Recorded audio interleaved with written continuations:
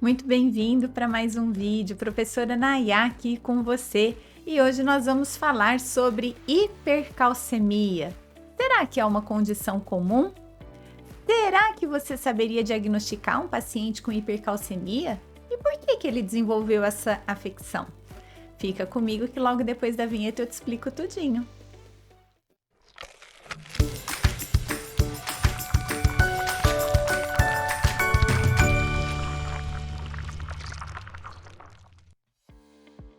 Muito bem, já de volta, hoje falando sobre hipercalcemia, que é uma alteração pelo fato do corpo não ter conseguido promover a regulação dos níveis de cálcio e fosfato do sangue, principalmente do cálcio, né? No momento agora falando da hipercalcemia.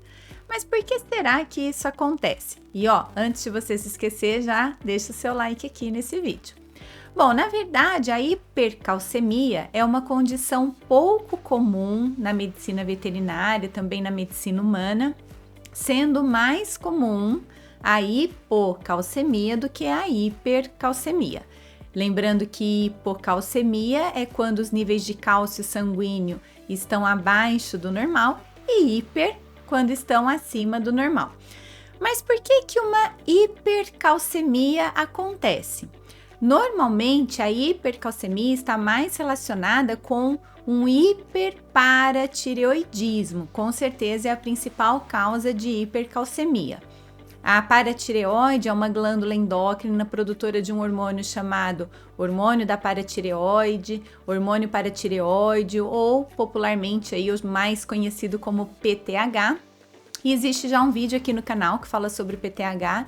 E, na verdade, o PTH é um hormônio que tem como principal função colocar cálcio no sangue quando existe um controle de feedback e é perceptível que existe uma diminuição desse cálcio circulante. Então, na verdade, o papel primário do PTH é jogar cálcio na corrente circulatória para corrigir uma provável hipocalcemia. Acontece que, se o PTH trabalha de forma a jogar cálcio no sangue, sem essa necessidade, quando os níveis de cálcio teoricamente estão normais, o teor de cálcio vai subir. E esse indivíduo tende a desenvolver uma hipercalcemia. Quais são as principais consequências de uma hipercalcemia? Dor articular, dor nos ossos, cefaleia, náusea, vômito, anorexia, tremores musculares, às vezes até arritmia cardíaca, dependendo da quantidade de cálcio que está excessiva, dependendo do período que o paciente passa com essa hipercalcemia. Enfim, são várias condições, várias manifestações clínicas que envolvem manifestações abdominais, até mesmo com dor abdominal. Pode haver alteração de humor, pode haver depressão, pode haver, inclusive, alterações relacionadas à contração muscular, como espasmos musculares, fadiga muscular, enfim, existem vários transtornos e várias manifestações clínicas relacionadas a um quadro de hipercalcemia. Porém, volto a afirmar que não é uma condição comum, sendo mais comum a hipocalcemia. Mas, enfim, na disfunção da paratireoide, quando existe um hiperparatireoidismo com excesso de PTH, como o PTH tem como função jogar cálcio no sangue, pode acontecer essa hipercalcemia. Também pode acontecer uma hipercalcemia decorrente de um excesso de vitamina D e vai ter um vídeo aqui no canal falando sobre vitamina D. Então, muita coisa para conversar de vitamina D. Mas o excesso de vitamina D pode levar a uma hipercalcemia. Inclusive, a hipercalcemia pode levar a quadros de formação de cálculos renais, pedra nos rins. Pode aumentar a vontade de urinar. Outra característica que pode levar a uma condição de hipercalcemia envolve deficiências na produção de calcitonina. Lembrando que a calcitonina é um hormônio que vai tirar o cálcio do sangue e jogar na corrente sanguínea sobre calcitonina, que vai ser o maior foco. Tirar cálcio do sangue e armazenar nos ossos. Lembrando que nós vamos falar muito sobre calcitonina daqui a pouquinho. Também o excesso de ingestão de cálcio poderia provocar uma hipercalcemia. Mas é sempre importante que a gente saiba que num organismo saudável, num organismo normal, os hormônios relacionados ao metabolismo do cálcio, que são calcitonina, PTH e vitamina D, eles juntos vão trabalhar para tentar fazer o corpo ficar em normocalcemia, numa quantidade de cálcio dentro da normalidade. Então, todos esses hormônios, eles trabalham em parcerias para manter a concentração do cálcio no sangue dentro dos padrões de normalidade. Mas, eventualmente, podem acontecer falhas de um ou de outro, e aí esses níveis se alteram. No caso, com excesso de vitamina D, excesso de PTH, a tendência é o cálcio do sangue subir. Na falta da calcitonina, a tendência também é o cálcio subir na corrente circulatória, a concentração de cálcio aumentar, porque, de forma geral, a calcitonina que é responsável para tirar esse cálcio do sangue e armazenar ou promover a sua eliminação do corpo pela urina, por exemplo. Certo? Mas existem condições como insuficiência renal, hipertireoidismo, alguns tipos de tumor. Isso tudo pode levar a uma condição de aumento na concentração de cálcio no sangue. Mas agora a gente vai falar então especificamente da calcitonina, que é um hormônio produzido lá na tireoide. Mas a tireoide não produz T3 e T4? Sim, produz. As células foliculares que ficam aqui, ao redor do folículo, são células que participam ativamente da formação do que é conhecido como hormônio da tireoide. E quem são popularmente os hormônios da tireoide? T3 e T4. Tá, e eles têm a ver o que com o cálcio? Na verdade, T3 e T4 participam de várias ações de metabolismo e tem um vídeo aqui no canal sobre os hormônios da tireoide que você pode assistir, você vai ver a quantidade de ações que esses hormônios têm. Porém, existe um outro tipo celular aqui na tireoide que produz outro tipo de hormônio. São as células parafoliculares. As células parafoliculares, elas ficam fora desse espaço folicular. Elas ficam entre os folículos aqui na tireoide. E essas células parafoliculares, elas produzem um hormônio chamado calcitonina. Bom, o que a calcitonina faz?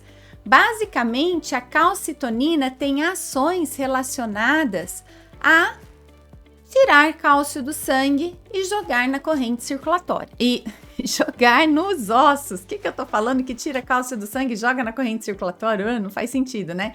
Tira cálcio da corrente circulatória e guarda nos ossos, armazena nos ossos, ou tira cálcio da corrente circulatória e de alguma maneira elimina pela urina. Como que a calcitonina então trabalha? Quais são os papéis primários ali da calcitonina? Bom, em primeiro lugar, a calcitonina vai baixar os níveis de cálcio e fosfato no sangue.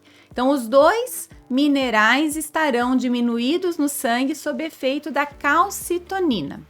O que mais que a calcitonina faz? Para ela fazer isso, ela inibe a reabsorção óssea pelos osteoclastos. Lembrem-se que nos ossos nós podemos dizer que existem basicamente dois tipos celulares relacionados a esse metabolismo de cálcio: os osteoclastos e os osteoblastos. O que os osteoclastos fazem?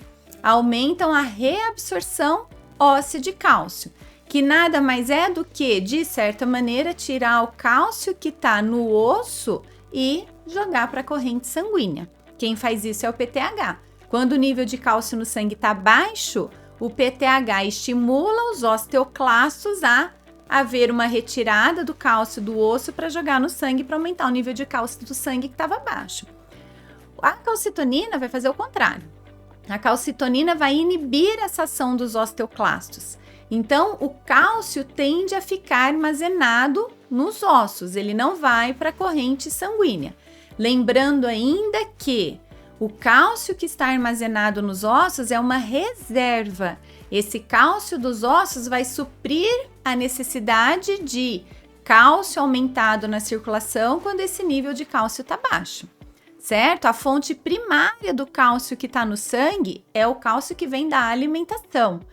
quando existe uma deficiência de alimentação em relação ao cálcio, quando existe uma deficiência de absorção do cálcio que está no intestino, os níveis do cálcio do sangue baixam e aí sim esse cálcio do osso vai suprir essa diminuição na concentração de cálcio sanguíneo, tá certo? Mas a calcitonina, ela vai inibir a reabsorção pelos osteoclastos, então automaticamente não vai deixar o nível de cálcio aumentar lá no sangue.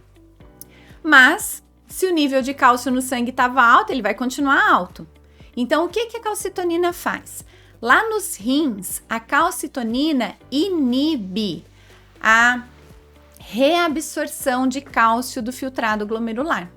Lembra que quando o sangue chega nos rins, esse sangue é filtrado no espaço glomerular.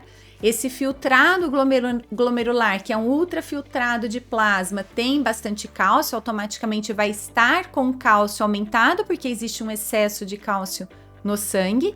Então, esse excesso de cálcio vai parar nesse filtrado glomerular. Esse filtrado glomerular percorre os túbulos renais, túbulo proximal, alça de Henle nos seus ramos descendente, ascendente, tanto delgado quanto espesso, túbulo distal, túbulo conector, túbulo ducto coletor, enfim, todos os túbulos renais, em praticamente toda a extensão de túbulos renais é possível haver reabsorção de cálcio.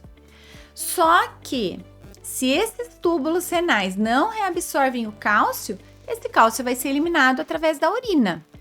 E a calcitonina inibe essa reabsorção, diminui essa reabsorção de cálcio. Então, o cálcio permanece no filtrado, permanece nos túbulos renais e vai ser eliminado numa maior concentração através da urina. Aí sim, eu estou conseguindo diminuir a concentração de cálcio no sangue. Quando os rins excretam esse cálcio através da urina, os níveis de cálcio no sangue diminuem. Então, já vou tendendo aí, o corpo já vai tendendo a entrar em normocalcemia. E um terceiro fator que a calcitonina atua para diminuir a concentração de cálcio no sangue é lá no sistema digestório. Como que a calcitonina atua no sistema digestório? De forma geral, quando qualquer indivíduo come um alimento, ingere um alimento que tem cálcio, na maior parte das vezes o cálcio do alimento está num formato insolúvel.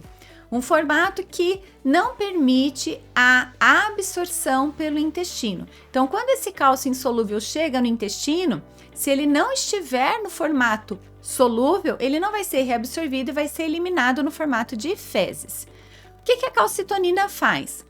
A calcitonina, ela interfere nessa transformação do cálcio insolúvel do alimento para o cálcio solúvel, que é a forma de absorção de cálcio pelo intestino. Como que o cálcio se transforma de insolúvel para solúvel?